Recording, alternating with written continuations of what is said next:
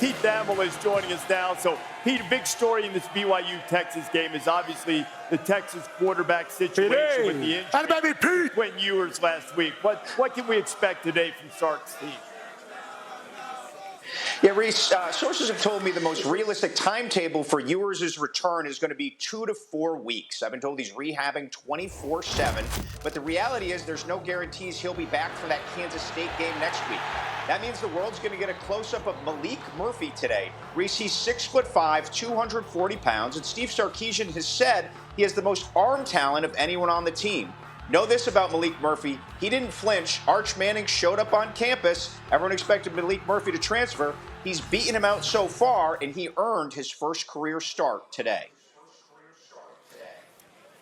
All right, Pete, that dates back to Malik in high school, too. He was behind an older quarterback. Some things happened. He never transferred there, and he stuck it out. We'll see him play against BYU today. Kirk, third straight game that BYU has faced a backup freshman quarterback making his first start. One time it worked out, one time it didn't.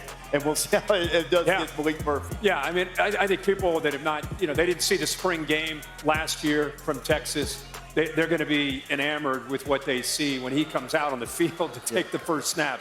He's an impressive looking quarterback and great athlete, and he can throw it. I talked to Sark a bit yesterday about it. They're going to run their system. They're going to change things. And, okay, this is a different skill set. They're going to run, do what they do. As far as Arch Manning, he's in a backup role. I think that it'll depend on how the game is going. If Malik Murphy's playing well, then I think Arch Manning will be a backup and wait for an opportunity if it presents itself. But this is Malik Murphy's show, 6'5", 240, can run, can throw. And now keep this in mind. BYU gives up a lot of yards. Right. But they do lead the Big 12 in turnovers. They've created 11 picks. So they're going to ease him into the game, which I think is smart. And that's very important, the turnovers, because I think that BYU, this is a physical outfit. Like, they take pride in being a physical defense. Come and punch you in the mouth. They want to give this Texas offense with this young quarterback, not a lot of experience, a lot of different looks, but they're going to come after him, create turnovers, try to get their offense a short field to work with. I think this is going to be a dogfight. Yeah, and I think Texas has a lot of fans here in Salt Lake, is what I heard. That's what they said. That's what you took out of it. To take on BYU. But for me, if it's Quinn Ewers, Malik Murphy, Arch Manning, which would be electrifying, obviously, if you have a Manning play football, normally it's going to work out well.